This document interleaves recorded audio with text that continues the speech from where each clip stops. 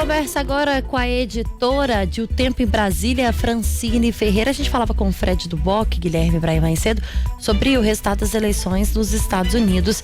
A gente vai saber o que isso pode impactar aqui no Brasil, principalmente no governo Lula. Oi, Francine, muito bom dia para você. Oi, bom dia para vocês aí do estúdio, também para todo mundo que nos acompanha. Pois é, né, com essa vitória aí já declarada de Trump, as coisas aqui começam a ser estudadas. Estou até conferindo aqui, o Palácio do Planalto ainda não soltou nenhuma nota, né, reconhecendo a vitória de Donald Trump, mas isso deve acontecer aí e de uma maneira formal. Pelo menos é isso que tem sido aconselhado o presidente Lula, né? Membros do Itamaraty aconselham que seja um reconhecimento formal, sem entrar em entrelinhas, nem nada do tipo, justamente para evitar qualquer tipo de animosidade. Lembrando que o presidente Lula, ele já tinha declarado, né, durante essa semana aí, um apoio à Câmara. Então, isso, inclusive, não tinha sido aí sugerido ou aconselhado por membros do Itamaraty, ele acabou fazendo isso, então agora o momento é de recuo. Agora, quando a gente analisa do ponto de vista econômico, por exemplo, há uma preocupação quando se fala da questão de desconfiança de investidores internacionais. Isso, inclusive, pode atrasar aquele anúncio que o governo está querendo fazer ainda esta semana sobre a questão de cortes de gastos, né? Cortes de gastos não, cortes de despesas obrigatórias do governo federal, que inclusive áreas sociais podem acabar entrando também nessa seara, como a gente falou aqui ontem, que isso inclusive tem causado aí outros tipos de entraves internos no governo. Então, para não se misturar os assuntos, há a possibilidade justamente desse anúncio ficar para a próxima semana. O que o presidente Lula não quer é que isso aconteça depois do G20, que acontece no Rio de Janeiro, aqui na terceira semana de novembro.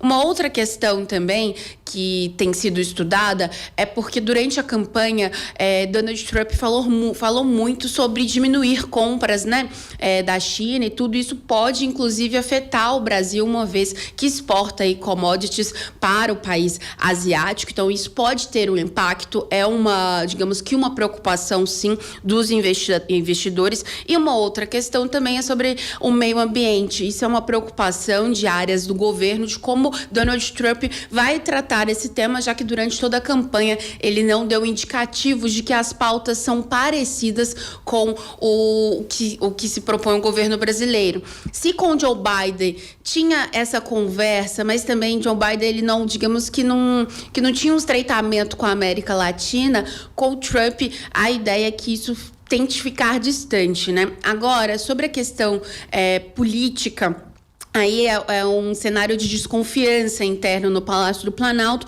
porque justamente o que se analisa é que há um fortalecimento da direita, uma vez que anteriormente foi justamente o Donald Trump quem fortaleceu, né, a direita em vários países do mundo, servindo, digamos, como um exemplo, assim, né, para fortalecer outros líderes, como, por exemplo, Javier Milei na Argentina e até mesmo Bolsonaro aqui no Brasil. Há até mesmo um paralelo, né, uma vez que Trump respondia nos Estados Unidos sobre os atos contra o Capitólio, né, de invasão no Capitólio, e mesmo respondendo por tudo isso, acabou sendo eleito. Bolsonaro está inelegível até 2030, mas ele também responde em alguns inquéritos sobre essa questão relacionada aos atos do dia 8 de janeiro aqui no Brasil. Então, há um paralelo sendo feito, uma análise de que, se isso não teve impacto no Brasil, talvez isso se repita aqui.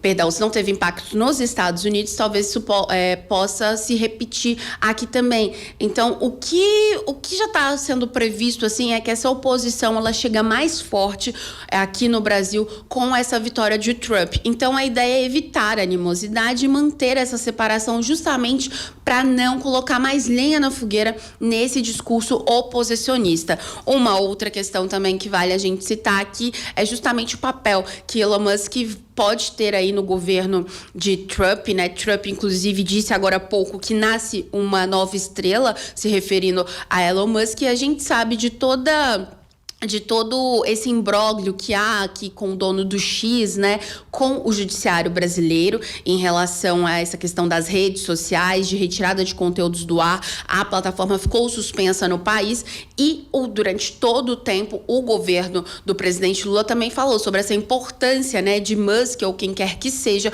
cumprir com as ordens brasileiras, né? Então, ele, inclusive, Musk, pode assumir o cargo aí de coordenador de desregulação e modernização do Estado lá nos Estados Unidos. Então, isso pode, digamos que, fortalecer essa figura, então trazer uma animosidade política aqui no Brasil. Então, fechando tudo isso, né? A ideia pelo menos a ideia não, os conselhos, né, dos diplomatas ao presidente Lula é manter essa questão mais protocolar para evitar a indisposição, uma vez que os Estados Unidos aí é o segundo maior parceiro comercial do Brasil, então isso pode ter impacto em diferentes esferas. O problema, né, Fran, é que nessa história aparentemente o gênio já foi tirado de dentro da lâmpada, né? A declaração de apoio de Lula à candidatura de Kamala Harris, por mais que analistas do Palácio do Planalto e do Itamaraty digam, não, achamos que não vai ter impacto.